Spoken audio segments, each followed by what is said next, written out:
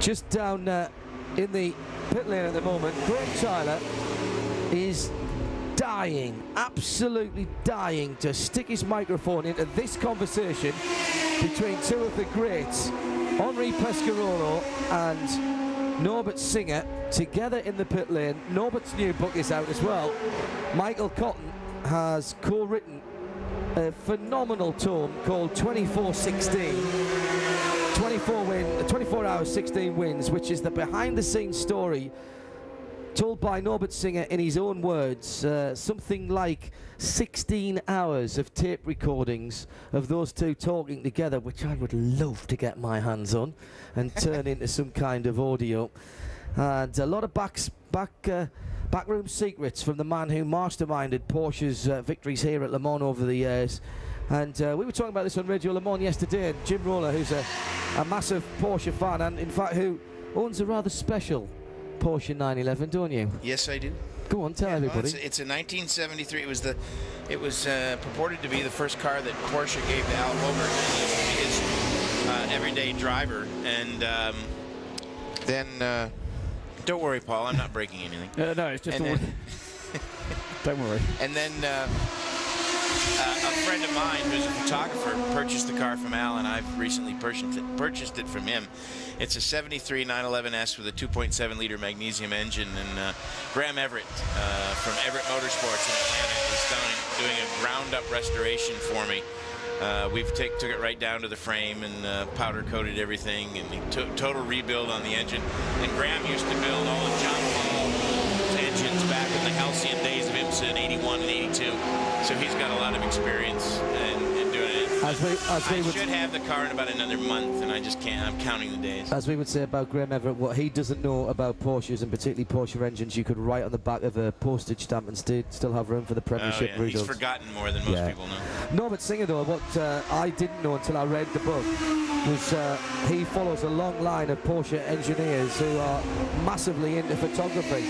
And Norbert Singer's heroes weren't sports car drivers, they were F1 drivers, people like Jim Clark and Jackie Stewart. He followed the F1 circus for quite a while in his own time, and some of his pictures, particularly at places like Monaco and Zandvoort, of the mid to late 1960s F1 cars, just before the wings really started coming in, the elegant cigar-shaped cars, are absolutely outstanding. Not just for an amateur, they're outstanding, and they would grace any collection. And there's a lot of pictures in that book of those type, and also of course behind the scenes at Porsche that has not been seen before. It's called 2416. It's the autobiography of 16 wins by Norbert Singer, and a little help from Michael Cotton, and it is available right now. I thoroughly recommend it. Into the pit lane, Joe Bradley has the 87 Scuderia Ecos Ferrari with him. Well, as you know, John, I have an affinity to this car because this is the car I chose, in my opinion, would win the GT2 class. It's been very competitive. If it wasn't for that wheel bonding itself to a rear hub very early this morning, and then the team had taken a couple of hours nearly to chisel the actual wheel off, then this car would have been right in the thick of it. However, it's regaining its position and making good progress back up the field. At the moment, we've had Chris Niarchos jumping out of the car and handing the car over. I think it will be to Tim Mullen. I think just taking the car over now. Let's have a look at the eyes. Not quite familiar with Tim's helmet. It is indeed Tim Mullen, who's been well rested during the night. Car about to come off its jacks. You'll hear it any moment. And then you'll hear that beautiful sound of that Ferrari motor about to fire up. Let's get behind the car. Let's get behind those exhaust pipes. Let's just do that little bit of oil replenishment going in as a final serviceable item. And Tim Mullen will be getting the indication to fire that car. He starts it, it turns over. Is it going to fire? The engine's turning on the starter motor, and we've got a little bit of a worry. Ah, there it is. Down to Graham. Thanks, Yes, Joe, yeah, the reason Norbert Singer was down this end is he's been spending a bit of time in the 76 garage where factory driver Romain Dumas is sharing Raymond Narek's car with Raymond and with Luca Riccitelli. Now, Romain, the car is up on axle stands and they're looking for an oil leak. Yeah, we have a problem with we don't know exactly now. With the engine, the oil is going out, I think, from the gearbox side. So with a joint, so now they put out the gearbox and they will check if they can repair again. Oh. Over in America, while we've got you, you've been running in the new Porsche Spider, the LMP2 car. You enjoying your races in that? Yeah, for sure. It's really a nice car, and now to have win the first time overall, you know, it was a big pleasure for us. I mean, us, it's my Porsche and myself, my teammate, and all the group was working really well. Already there's a lot of talk of that car being entered for Le Mans next year. Do you think it's a car that would suit this type of track? I cannot hear you very well, but I think you spoke about entering this car next year. And really, right now, I don't know. It's a lot of people who say blah, blah, blah, but I cannot say me anything because really I don't know anything. So, I think now we are really focused to continue the season and try to win the class, and why not again overall, but for next year it's another story. Thanks, Romain. Romain Dumas there, never a man to say blah, blah, blah. Never ask a driver about strategy questions. Update coming up in a little moment's time. I want to take a couple of emails. studio@radiolemans.com. Manny in Seattle says, why don't they use F1 cars in the 24? Manny, come on, answer your own question. How many times have you watched the F1 race? They do an hour and 35, an hour and 20 minutes. They can't even get the full field to the end of that. We'd be sitting twiddling our thumbs now, or already on our way back to Calais if we had a field full of F1 cars. We did try F1 engines here a few years ago, about 10 years ago. We had the lowest finishes in living memory, the lowest amount of finishes in living memory since the 1930s, in fact. And there was and the lowest number of starters as well, only 28 started. Thank you, Graham, who is Mr. Encyclopedia. And I also had a question about Bill Binney, and I'm sorry I can't remember, I can't find your email who sent that in, asking why Bill Binney, who is entered as an American, has a Saltire, the St Andrews Cross, the Scottish emblem on the front of his car, and that is because he claims Scottish heritage, does he not, Mr. Bradley? He was born in Glasgow, although he moved across to the States when he was quite young and has spent quite a lot of time, of course, in the States, although his full racing season this year is in Europe with the Le Mans Series and the Le Mans itself, and he's very, very proud of his Scottish heritage. The hourly update is next. Paul Truswell's on standby. This is Radio Le Mans and Speed. If there's cars on the track, we're there.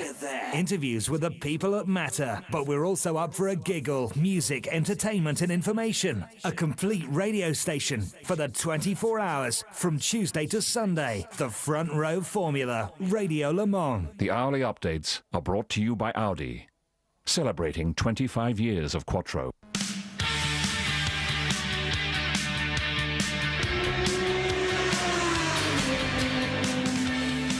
17 hours and 33 minutes on the watch. Still the number 8 Audi is in the lead of the race, as indeed it has been since about, what time was it? It was 7:45 yesterday evening, with 276 laps on the board, and the number 17 Pescarolo, Sebastian Loeb, driving in second place, just over 3 laps behind. So that's a good deal.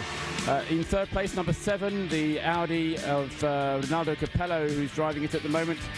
264 laps on the board for him, so he's kind of clawed a lap back on the Pescarolo.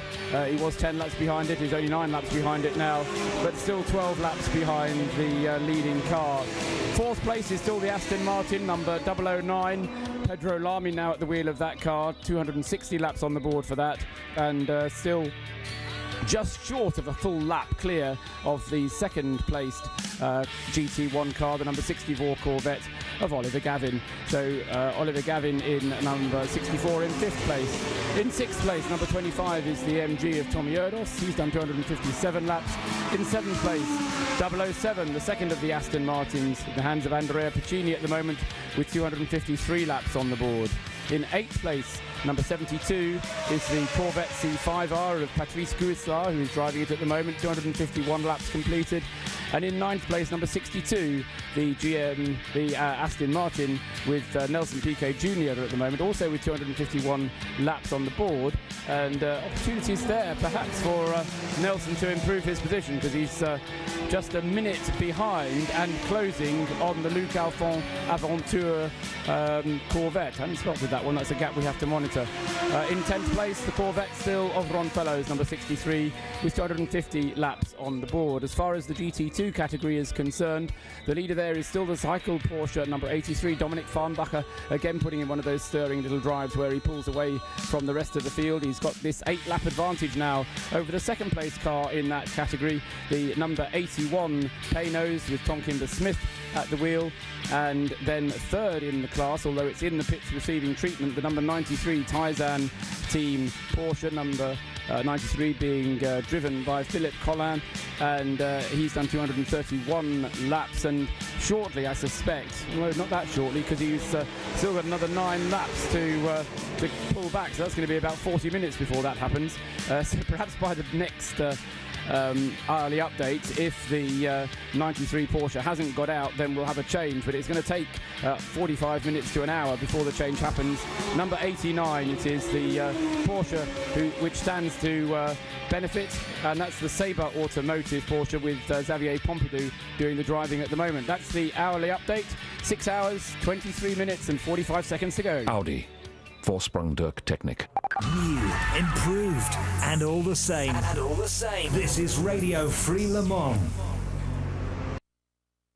Down to Joe Bradley in the pit lane. Marco Werner is just out of the lead car. He's handed it off to Emmanuel Pirro. Welcome back to our Speed TV viewers, Joe. Yeah, thanks, John. Marco Werner's just discussing tyre problems or tyre issues with his tyre technician. We'll get a word with Marco. I'm sure he'll treat his Michelin tyre man with a bit more importance than speaking to Radio Le Mans. And once we get a chance to chat to him, we'll get the insight. Marco, quick word for Radio Le Mans. The car's going well. It seems to be going like clockwork, but what's it like behind the scenes? Fantastic drive, so I enjoyed a lot. So the diesel, the TDI, it's unbelievable. It's the best car what I drove here in Le Mans. It's so funny. It was a really good morning for me. And everything is okay. The tires working very well. I was thinking about the 4 stints, but the guys say it's okay. 3 is enough, and everything is okay. So we have a good lead, and the gap is okay. We are happy. I saw you looking at the tires there with the Michelin tire guy. Is there any particular concerns with now that the sun is up and the temperature's going to rise with tire wear maybe? Yeah, that was just interesting for me. Have a look if the 4th stint is maybe possible. But now it's going hotter and hotter again. So, and no risk in this moment. We have a good gap and no risk.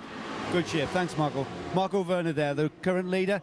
Manuel Pirro at the wheel of the number 8 Audi, as I said, and we're going back down the pit lane, winging down the pit lane to Grim Tyre. Yeah, thanks. We've had the Creation Autosportive car come in. This is the number 9 car with the Judd engine, and it looked to be a fairly straightforward pit stop, but as have been so many this year at Le Mans, when they went to fire the engine up again, nothing happened. So Jamie Campbell-Walter still sitting in the car, but now being pushed into the garage. I'll get some more information from...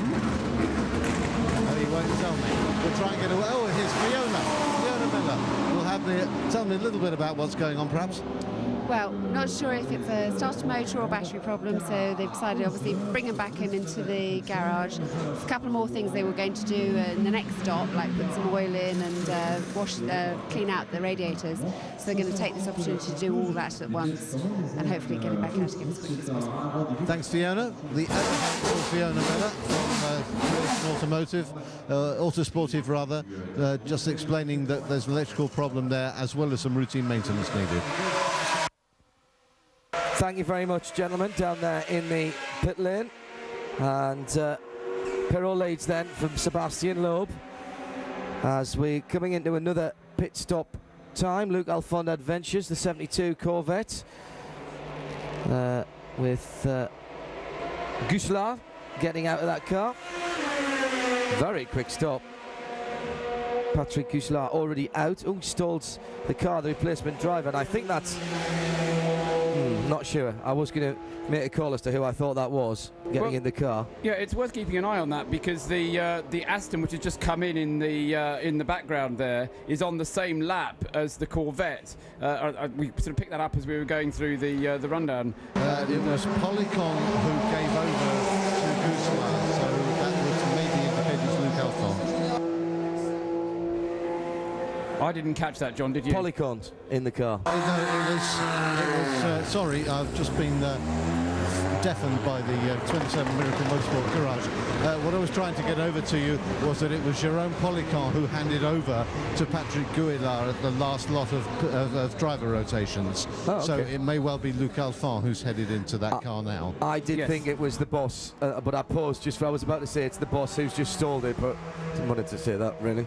Yeah, well, the possibility exists for that car. What I'm trying to say is the possibility exists for that car to be caught by the Aston Martin of the Team Modena or Russian Age Racing, the number 62 car, which has got Nelson Piquet Jr., Nelson Angelo Piquet in it.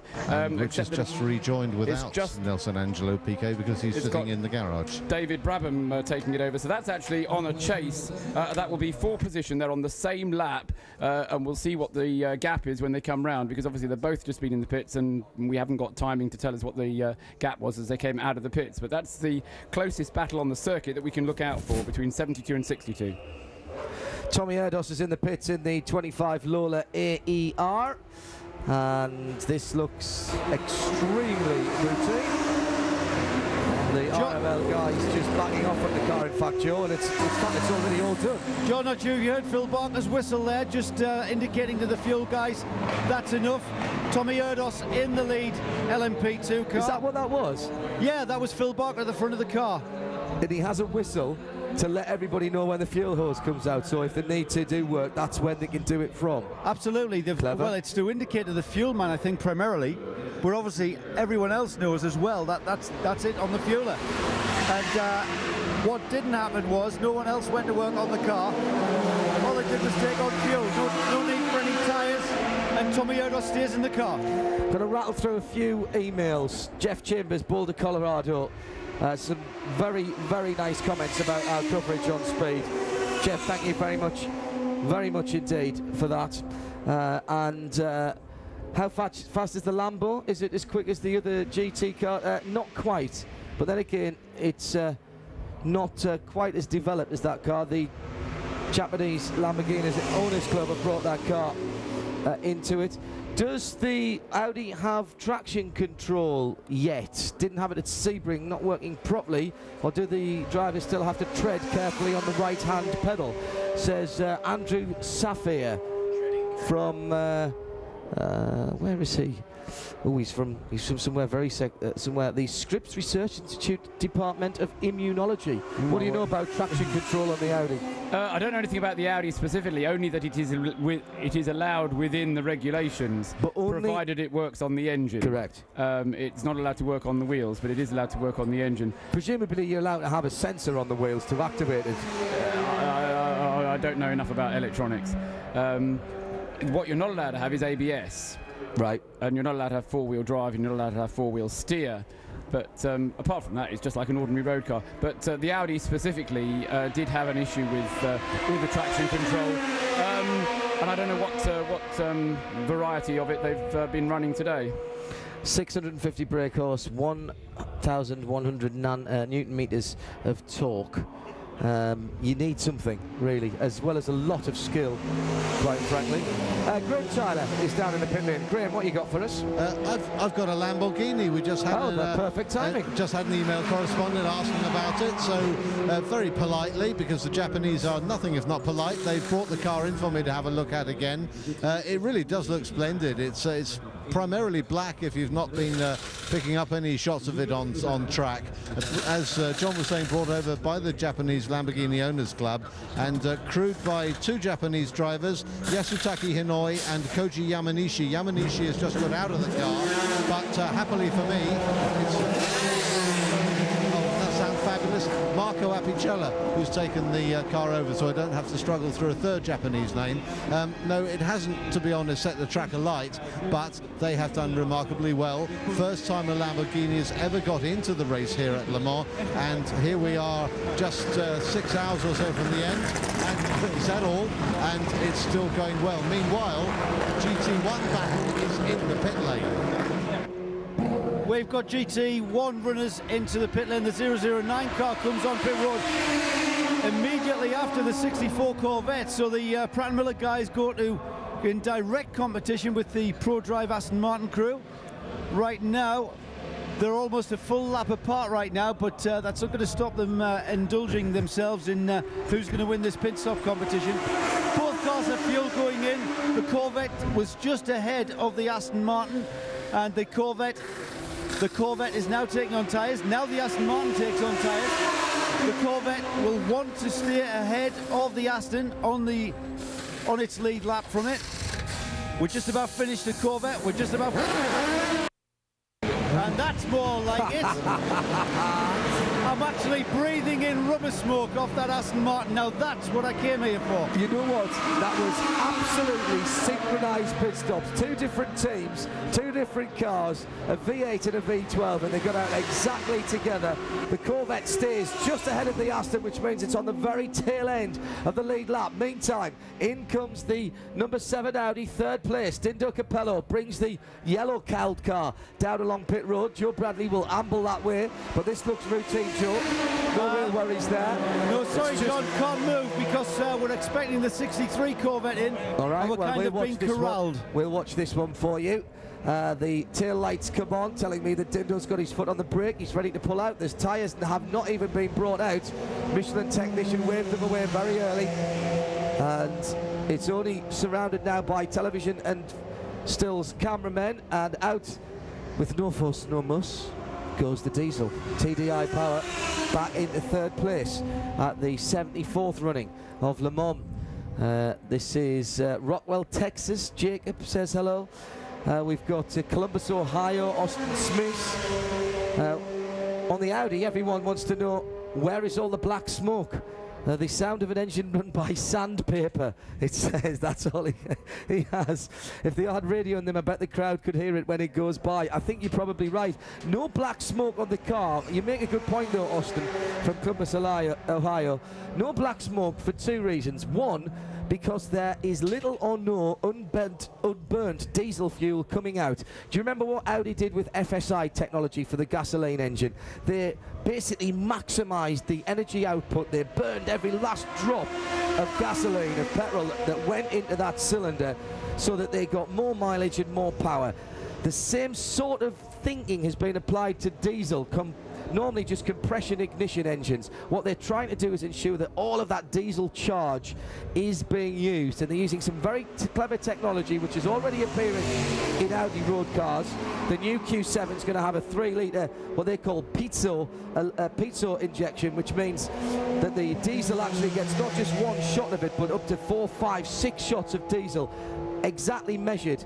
And then, just for good measure, in the race engine, they've also got a little glow plug that can just fire off the last of any residual. So that, first of all, means that it's an extremely efficient combustion procedure, so that we get a big, nice, big explosion and a big controlled burn. But also, the car has got a particulate filter on it as well, which here in Europe is part of the latest emission regulations that's keeping diesels really right ahead of all of the technologies as far as automotive engineering is concerned. You can keep your Prius, I'm afraid, those of you in the States, because if you're lucky, it'll do 40 miles to the gallon, and you've got to find somewhere to bury the batteries after 100,000 miles. We've got diesel engines here that'll do 40 and 50 miles to the gallon all day and all night, and also can produce 650 brake horsepower. It's the future. Embrace it. Thanks, Austin, for that. We are coming towards the end of our time with speed, and it will be your usual commentators who'll pick up after the break. We'll hand to them in about 10 minutes time. So let's have a quick wrap up of where we are at the moment. Paul Trustwell paws over the screen and his notebook, which is, no, you've got plenty left. You're barely a third into that. You've timed your notebook perfectly this year. I can do another 24 hours. At least the notebook can. Don't know about me. But no, the Audi continues to lead the number 8 car, and in second place still Sebastian Loeb, and he's still just over, or in fact, yes, he's just over 3 laps behind, less than 4, but just over 3 laps behind. Capello still 9 laps behind the Pescarolo in 3rd place. In 4th place, this battle between Aston and Corvette, which is continuing in the pits. It's out on the track. I bet at the end of the race, whoever wins, there'll be a race to the car park just to see who gets to the car park, and then they'll say double or quits to see who can get the tents down first. At the moment, it's advantage Aston, but don't bet on it. There's a long way to go. The MG, it's going so well. And then there's the Aston 007, which is coming into the pits. Bad dog.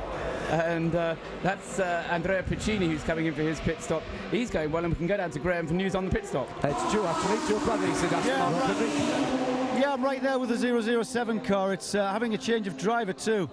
It's Piccini who's getting out of the car and handing the car to Thomas Enger. Right now the fuel is going in, it's getting a windscreen wash, and it's going to take on tyres a full pit stop for the 007 Aston. It goes up on its jacks now, that's what you can hear in the background, and we get front tyres going on. Now we go to the back. Showers of carbon dust as the jackhammers blow the dust in the wind. And that beautiful looking Aston Martin is back out with Thomas Enger at the wheel. Oliver Gavin, Corvette racing memories.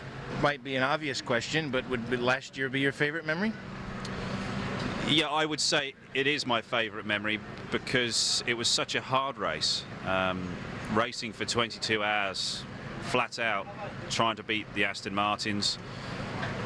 Was a tough deal, and also the fact it was just so hot throughout the whole race. When you've got to fight so hard for something, when you actually succeed and you win, it makes it so much sweeter. It was a fantastic achievement for everybody because we were really up against it with a brand new car, and we'd come to the test day and to be perfectly honest, the car was a real handful, and we went away scratching our heads and really wondering, well, you know, we're going to have a tough 24 hours. But as always, the engineers did a brilliant job. All the mechanics worked extremely hard over that week off, and they really put their thinking caps on and came back with a far better car, and a car that was at least comfortable for us to drive.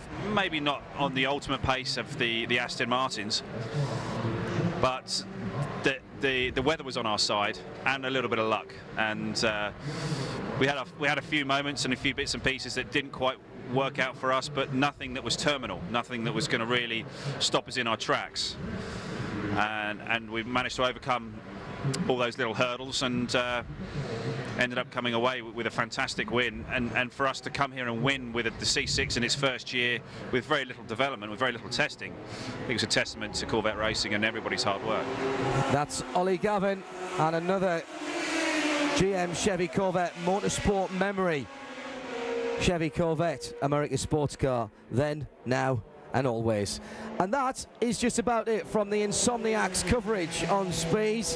On behalf of all the Radio Le Mans team, the guys working hard in the pit lane, Graham Tyler and Joe Bradley, my co-commentator and able statistician, how he does it all in one place and at the same time, I have no idea. Paul Trustwell, who has not moved since the start of this race. And also, of course, Graham Goodwin of dailysportscar.com, Jim Roller, who's been producing us, and our technical staff here at Radio Le Mans. We've been here all week. Don't forget to tip the waitress and try the veal. Coming up next is the boys from Speed. They'll be back taking you through to the checkered flag at 5 o'clock French time. Greg Kramer on duty upstairs above me, and just a little birthday boy, at least someone who celebrated his birthday on the Friday of British Grand Prix, so just over a week ago. Greg Kramer will be joined by David Hobbs, but from me, John Hindhaugh, and the rest of the guys will wish you a good rest of Le Mans. Stay with us on radiolemans.com and 91.2 FM, where we'll continue our coverage for the international audience. But on Speed, it's your usual announcers next, and we'll be going right to the flag. It's all coming up next. Radio Le Mans is under new management, and it's back to our roots with more live coverage, more competitions, more fun, and more audience participation. Radio Le Mans. Still the same price to the listener. Absolutely free. You're listening to this now, and so is the biggest motorsports audience in the world. They could be your customers. For details on how to support Radio Le Mans next year and reach your kind of people, email info@radiolemans.com for details of packages and sponsorship opportunities. Radio Le Mans. Radio Le Mans. We don't broadcast, we narrowcast. No wastage, just quality prospects for your business. info@radiolemans.com. Radio Le Mans is a Radio Show Limited production on behalf of the ACO. Radio Le Mans.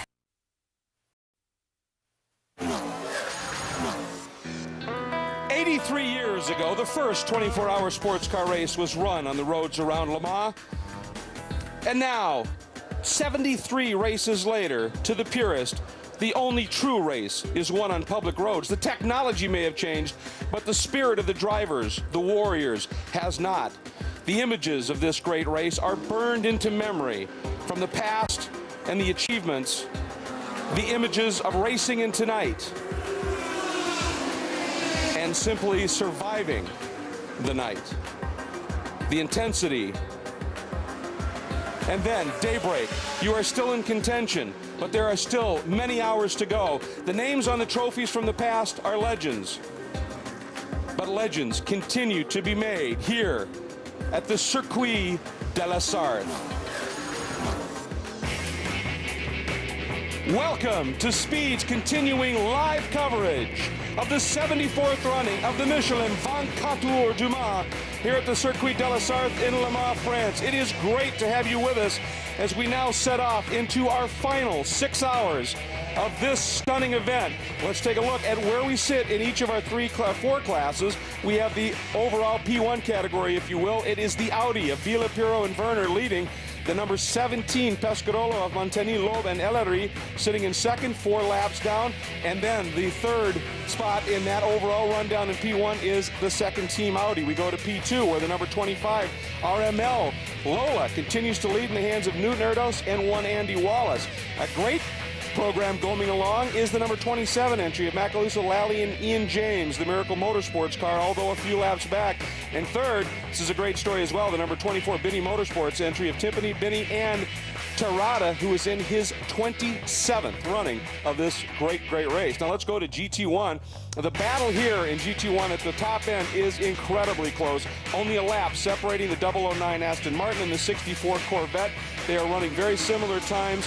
This is very close indeed. Then you take a look at third is the 007 Aston Martin, who has had to fight back up into that position. 6 GT1 cars in the top 10, folks. Pretty remarkable. And in GT2, it is the 83 Cycle Motorsports entry. The Porsche that is leading in their 10th appearance here at Le Mans since 1994. The lone remaining Pano sits in second, a few laps back, but a great performance for the LNT entry. And the 93 Team Taizan Advan Porsche is third in the GT2 class. And here is the Flying Lizard Motorsports entry that has had some adventures, no doubt, some of them even coming before the race started for one of the drivers, Johannes van Overbeek, who had a tumble on a bike. And we're watching our coverage here in the world feed and watch the number 80 as it works through. Ooh, big lurid moment. Gathered it up nicely, though. Yeah, he did gather it up nicely. They haven't had much of a weekend, one way or another. As you say, Van Overbeek was knocked off his bike by an overzealous marshal the other day, leaving stitches in his head, his ear, his shoulder was badly damaged. And obviously, I wouldn't think he's at the top of his form. And the heat here, particularly, is very, very warm all weekend it's been. But that battle in GT1 is really something else between the Aston Martin and the Corvette. The Aston Martin had the pole. The 007 Aston Martin, with Darren Turner at the wheel, had the pole. Unfortunately, very, very early in the race, within the first 5 or 6 laps, he went off the road, over the curb, whipped an oil line off the bottom, had to come in, make a big change, and he suddenly found himself down at about 28th spot. Here he is now back in 7th and will be on the podium for the GT1 class, assuming he continues, of course. It's hard to believe that this is another 6 hours to go yet in this race, which would be, in normal circumstances, a pretty long race on its own. And by the way, just a note here, I was just going through doing some rudimentary math, which is all I'm capable of. But at 284 laps done with 6 hours remaining, we would be almost on pace to break the record here for number of laps completed on the current circuit. Now, we're just under now by about 5 minutes. That 6-hour mark and 285 laps are complete, so we're close, and it depends on what happens as things unfold. Now, as I mentioned, the number 25 entry has been running incredibly well, 6th overall, leading in the LMP2 category, and I believe the gentleman I mentioned, Andy Wallace, is with Chris Neville. That's right, Greg, down here in the Lola pit. Andy, right now you guys leading LMP2. What's going on with the car? I don't really know an awful lot more than you, but I heard somebody shout something about the alternator. But the car is fitted with 2 alternators, so presumably if it is just that, we can just switch them over. But it's taking longer than just that, so maybe there's another problem. Have you had any other problems throughout the night? Well, we had this problem with the suspension coming loose, and that causes a vibration, and we had a bit of a vibration earlier from another unknown source, which is now gone. Otherwise, no, we've been having a trouble-free run. Now, you've got a 15-lap pad right now. That is really 45 minutes to an hour. Problems like this, can you get them fixed and get the car back out there? Oh, yeah, these guys can fix anything. They'll do it. Now, kind of a strategy question. We know that LMP2 can be a little bit of a brittle car. A lot of them break. As we get closer to the end of the race, if you continue to have a 10-lap lead on the rest of the field, do you ever pick a point in time where you might bring it into the garage, let the car have a break, or do you keep the car circulating? Well, sometimes that can actually be worse. If you let everything cool down and then fire it back up again, you can get water leaks, you can get all sorts of things. I think you just have to go. Same with slowing down. If you slow down a couple of seconds, that's great. If you slow down 10 or 15 seconds, you can create other problems. If you short shift, the gearbox doesn't like it. It's really designed to be shifted flat and then at the rev limiter. So it's a bit dangerous to do anything different than you've been doing. Well, this RML team still working diligently on the car. They won this class last year, so these boys know how to get it done. Well, of course, the other thing with driving slowly or carefully or however you want to put it is the driver definitely does lose concentration. It's just not as easy to keep yourself tuned in, especially after you've already been racing for 18 hours. Even if you haven't been at the wheel for 18 hours, you've been here, the noise has been here, you've been feeling the adrenaline's running. It's very difficult to just suddenly slack off by any significant amount of time. By the way, you just saw the graphic there. What we were talking about was the current circuit record, 379 laps. How does that compare to the all-time? Well, you take a look at 1971. Marco and Van Lennep in the Porsche 917 on a track without chicanes and without the Porsche curves went 396 laps. But I think an interesting comparison there is one that we've talked about a little bit. The average speed that year was 138.051, which everybody figured was going to just stand forever. And in 04, the Audi went a 133.859 mile per hour average speed. That's only 5 miles per hour off what those amazing cars on that track were calling. When you think of the difference they've made to these circuits, the corners they've added, the safety obviously haven't made any difference to the lap speed, but the corners they've added is quite extraordinary, and the average speed keeps on humming right up there again. It is. It's just amazing what they've been able to achieve. And, of course, it comes with downforce technology, tires, and their development there. And there you see the Audi flashing his lights, trying to get through the traffic. And here are the class leaders in our 4 different divisions here at the Michelin 24-Hour of Le Mans.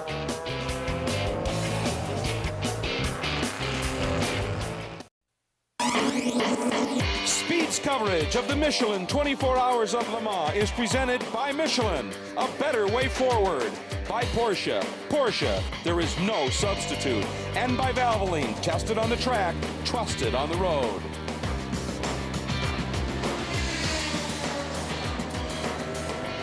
Welcome back, everybody. Great onboard shots here. This of the hero here in France, Sébastien Loeb, on board the number 17 Pescarolo Sport entry. The hero of the town and the team. We have the car going through Mulsanne Corner, followed by the Corvette. Of course, the French love that name because they think it's French. And it's not? It's not. Well, actually, it is really, because it is a French name. It's a French name of a boat, a fighting boat. And, of course, Mr. Chevrolet was Gaston Chevrolet, who was a Frenchman. Looking here at the number 32, one of our P2 cars, Barazzi Epsilon of Juan Barazzi, Michael Vergers, and Neil Cunningham. The Aussie, and in for a longish stop at this point, obviously making some adjustments to that left front. And it looks like they may be having some problems with the steering wheel. Here we go, taking a look at Dindo Capello. And in watching here recently, when McNish was in the car, most recently, and then Capello, it looks as though they're spending a fair amount of time being a little cautious. It seems they've accepted the fact that they've got way too much to make up without some help on the Pescarolo, and McNish was given the exits an awful lot of room, but Dindo seems to be hustling it a bit. Well, I hate to point a finger, so I will. Okay. But yesterday afternoon, Dindo Capello, in that very spot we've just seen, tried to make a very brave move on one of the other LMP cars, and of course it didn't come off. He leapt across the curb, and of course these cars don't take kindly to going across the curb sideways. It made the other car leap across the curb as well, and I don't think you could fault the driver who was being lapped, because in these 24-hour races you can't just go bollocking by people if and when, exactly when you want it.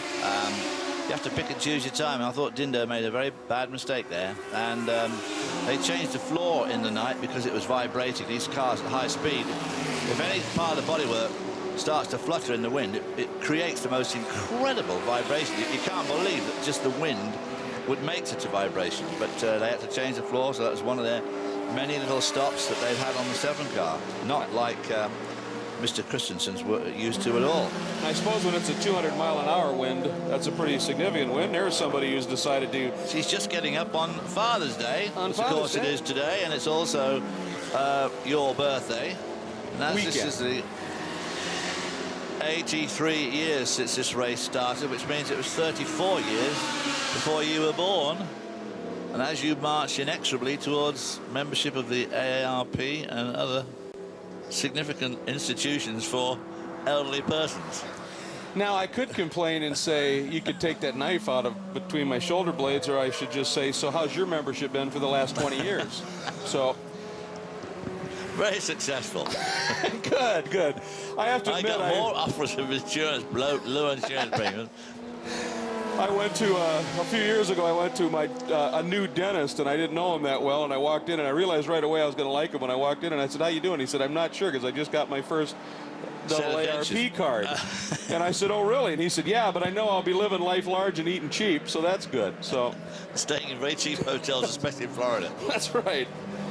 There's another look here. There's a 9 car. That's had a lovely day, too. It's somehow, miraculously, it is still running in a 19th spot. That's the Creation Judd, the number 9 car. The driver there, number 1 driver, Jamie Campbell-Walter, he was in on about lap 3 or 4. Yes. With what he thought was a minor brake problem. The next thing is we see the whole front of the cars off. All the master cylinders are dragging on the floor in the pit, and it's sort of been there ever since, and it's still 16. Well, it's amazing. I mean, this has been the definitive never say die effort, because this car has been in and out and in and out of that garage, and those mechanics, I don't know that they've had a break, because they've been, you know, when they would maybe be napping, the car comes in and they're having to work on it. And as you said, that's what you have to do here if you want to record a finish, and they're still, you know, certainly circulating, not where they would have liked to have been, but that's just part of the game, certainly. I'm afraid that when I drove this race, I did this one 20 times, I did the Daytona 24 a number of times, Sebring 12 out. It was not my style to be one of these guys that we just got to finish this thing. I just couldn't whip up any enthusiasm for going down the Mulsanne Straight at 220 odd miles an hour in a car that was 900 laps behind the leader. It just somehow didn't make any sense to me. But the team would fight to the last drop of their blood and mine to make sure the damn thing finished, whatever it was. Well, you would have, if it was struggling, you'd have preferred a nice Vin Rouge and That's what I always said to Mike Harewood. Our motto was, if you're going to be out before dinner time on Saturday night. There's a look. Third in 69 and 84. This was a track that wasn't particularly kind to you. Really. No, and I loved it too. I mean, it's just the most fabulous place to drive on. I always had good cars, was in a good position to win, but just like Christensen today, that's the sort of day that I had. There was always, if anybody's car went wrong, it was always mine. Luckily, I have to say, 99 times out of 100, it was not when I was driving. That's always good. But you did have 4 straight at Donnybrook. Did have? I said you won 4 straight at Donnybrook. I did indeed. So. Yeah, our worst moment. Oh, here we go. Excuse me. Here's the 17 in the hands of Sebastian Loeb, making a turn into the pits. It appears that he will stay on board, and Chris Neville can update us. Chris? That's right, Greg. Sapp brings the 17 machine to pit lane. It looks like they're just going to do tires right, or fuel right now. Nope, they're going to get the car up in the air. They are going to do the tires. And, well, now it looks like Sebastian's going to get out. The team a little bit slow on that call, deciding to get Loeb out of the car. But, so this is going to be a little bit of a slow stop. They're 4 laps down right now. Hellery's going to get in the machine. This team really came to life last night when the Audi number 8 had that gearbox problems. They all jumped up. They were watching it on the television. But as we saw in that, it was only about a 3-minute stop to replace the gear cluster in the back of the Audi. So this team made back about 1 lap. And since then, they've just been fighting, pretty much going back and forth, doing the same times with the Audi or a couple seconds slower. So they just haven't been able to make up any time since, just hoping for the Audi to have another problem here today. But other than that, this team's really been running problem-free. Well, Chris, I heard some sort of scuttlebutt when I was off air and wandering around a little bit that one of the problems they're having in terms of just the speed is they're not able to get any heat and therefore grip into the tires. And during the night, they were actually triple stinting, and they take them off and they look almost unused. Yeah, Greg, they have been triple stinting most of the race, watching them. So I imagine, you know, we just got back on air. We don't, I'm not quite sure how many stints Loeb just did, but I would imagine it was at least a double, possibly a triple.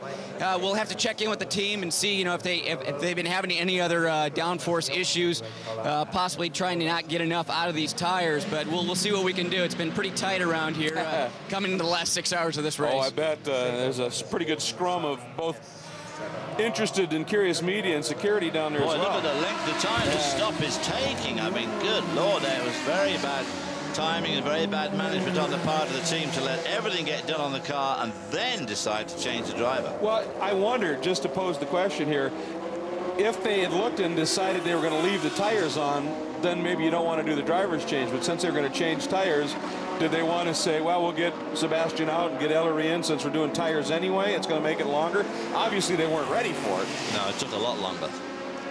They'd finished the tires before they even... He's obviously pretty miffed about it, too. Yeah, that's some animated discussion from Sebastian. That's a Frenchman. All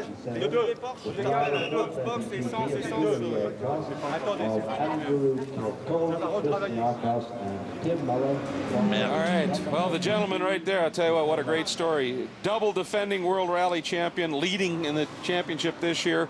He is something special, and here is our top 5 overall here at the Michelin 24 Hours of Le Mans.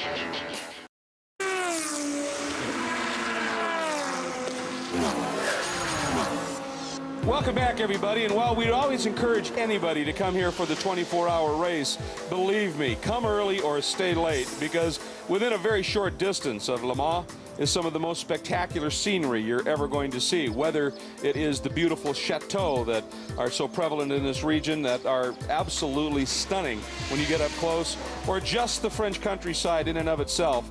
The beauty of it is unparalleled. It is something spectacular indeed, and if you do that in concert with a visit to Le Mans for the 24 hours, you will have a spectacular time. So do that.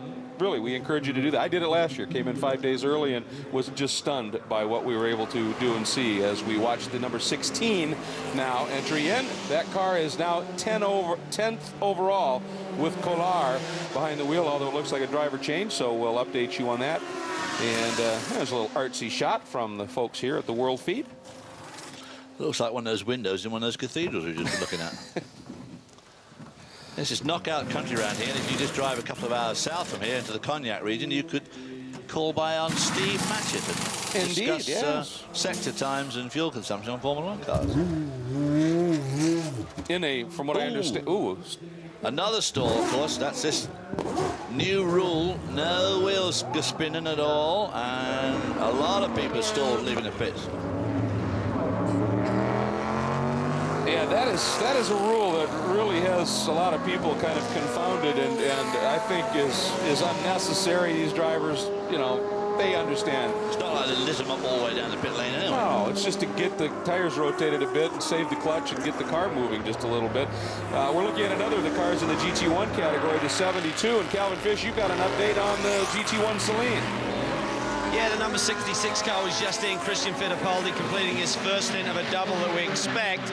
And the biggest problem that they're having right now is fluctuating engine temperatures. They went into the radiator grills, cleaned all of those out to try and help that situation. And really, they've had not too many dramas through the night. They had to change the front right upright on the car.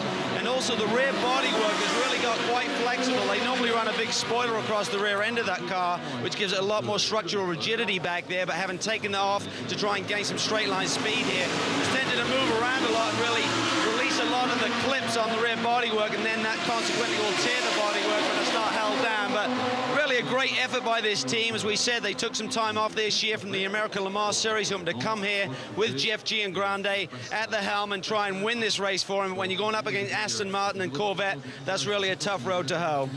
Boy, I tell you, we talked about the David and Goliath in the P1 ranks. Well, that's the GT1 story there. The vets and Aston Martin, and then a team like Semco Celine. At one point, they were up in the top 3 in the GT1 category and looking quite strong, but these little bits of niggling problems and everything have dropped them back. 7th in class right now, 12th overall. Well, that's where you've got to be, like a team like Audi, Pescarolo to a certain extent, although nothing like the budget that Audi would have. You just have to have every single thing covered. And of course, one way to do that is to do a number of long runs. You know, you've got to do 12-hour runs. You've got to do 24-hour runs. There's no good doing 12 hours this week and 12 hours next week. You've got to hammer the thing just like you do in the race. And preferably, you've got to do a 30-hour run, which of course is what Audi have done with their cars. And even then, they've changed the injection, they've changed the clutch, they've changed the gear cluster, they've changed the dashboard, and they've changed the floor. And this is a team that's got a multi-million-dollar budget. Well, and I've got to believe that you can do all the testing you want and run and run and run and do those 30-hour runs. And still there's still nothing like being on track with another car, 3 other classes where suddenly you have to lift, you go bounding over a curb. Just the difference in, I mean, stuff thrown up on the track. You don't get that in testing. Well, it goes over and above the testing. I mean, you've got, like we said at the top of the show, you've got 150 drivers out here. Some of them are not that clever. And very easy to get caught up with one of those guys, which is why I thought Capello's overtaking maneuver yesterday afternoon was just not what he should be doing in a 24-hour race. Well, when we've seen that replay a couple of times in our highlight packages, and what it looked like was he thought that Binny was going to turn in on him. Binny, in fact, started to turn and then stayed out wide, but Capello had already committed and was over the curb, and it was probably just a little bit too quick. Let's get back down to Calvin Fish. With one of Dindo's teammates, Tom Christen. Tom, long way back right now. What do you do from here? Keep going, obviously. There's nothing else. Or everything else would be considered giving up, and there's no way, obviously, for the victory. It was gone last night, and of course we want to get the car on the podium. I heard I was down in 16th position after they changed the injectors at that stage, and then we have had a lot of other problems during the night, which have kept the car parked here. But the car is fast, and I look forward to get out in it in a few laps. And yeah. From your perspective, I mean, typically you're right in the hunt, really feeling that you can win. Now it's kind of an outside chance. Is it tough to dig deep, Tom, and get behind the wheel and really go for it and get into the sort of rhythm that we've seen from you in the past? No, it's I don't know, I feel less pressure because we have nothing to lose in a way. But of course, we want to go out and do the best we can. When I was behind the steering of the Audi TDI, it was very good, and I enjoyed myself. We knew quite early that if there was no problems with the other cars, which have run more or less trouble-free, there's no chance that we can get an hour back on them, what we have been parking in the garage. But I'm looking forward to go out and do some good laps. Now the temperature is picking up, the spectators are waking up and coming back, so let's go out and do a good race. All right, go and have some fun. Thank you. Thanks very much, Calvin. And boy, just amazing. And take a look at this graphic here comparing the two greats here at Le Mans, Tom Christensen and Jackie Higgs. Well, as you can see, Le Mans wins 7 for Christensen, But of course, he's only done 9 events. Jackie Ickx won 6 out of 15, and incidentally, I just ran into Jackie Ickx in the Audi press room, and he's looking incredibly good and very jovial, and came up and slapped me on the back and said, "Why do you hate me so much?" And I said, "Well, it's obvious because you kept winning and I didn't," but I thought that was fairly obvious at the time, but yeah. I'm not holding it against you, and but yeah, still looking pretty good, Jackie Ickx, and a great winner here. That's for sure, and it's amazing to consider Christensen won 6 straight Jackie's total. That says a lot. Welcome back to the 74th running of the Michelin 24 Hours of Le Mans. We're down in the Pescarolo pit with Sebastian Loeb. Sebastian, you just got out of the 17 car, trying to make time up on that Audi. Is there any chance at this point in time? I don't think. The moment the Audi are too fast and we cannot catch them, so we just try to make a good race, try to do our best, and we'll see at 5 o'clock. It seemed that in all the testing, everything seemed pretty equal going all along. The Pescarolo and the Audi going neck and neck, but once the race started, the Audis have just pulled away. Is there anything more you guys can do? Yeah, the Audi is really fast. I think they have a really good car, so we tried our best. I think we have done a good race at the moment. No big mistakes, and we didn't lose a lot of time, but okay, we cannot fight for the moment, so we'll wait a bit and we'll see at the end of the race. Last year was your first year at Le Mans. Your second year, is it a little bit easier? It's going well. The feeling is better than last year. I understand more how the car is working, and okay, I'm happy to drive in the same time as my co-drivers, and it's okay. Seems to be a lot of gravel on the racetrack, also a lot of rubber out there. Does that make it a little bit easier for you? It was a lot of gravel in the night. Now it's a bit more clean. It was some oil this morning, so you have always to be a bit careful. The grip can change very, very soon. Good luck. The grip can change very soon. Well, I tell you, you can see the frustration in his face, because I really think they were expecting so much more, and I think not. What surprised them is the outright speed of this Audi. I think they were expecting the fuel consumption and all of that, but it's the speed that's kind of got them just confounded here. I'm not quite sure why they would be so surprised, because, I mean, you pretty much knew that these guys, the Audi guys, were just getting into their stride. Brand new car, brand new concept with the big V12 5.5-litre diesel engine. And you just knew that once they got here, they were going to pick up serious speed.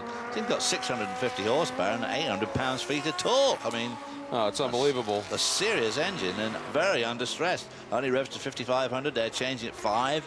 And of course, the Pescarolo is very much a private effort. I mean, they're obviously highly regarded in France and looked after by a lot of French sponsors. But nevertheless, they shouldn't be too surprised.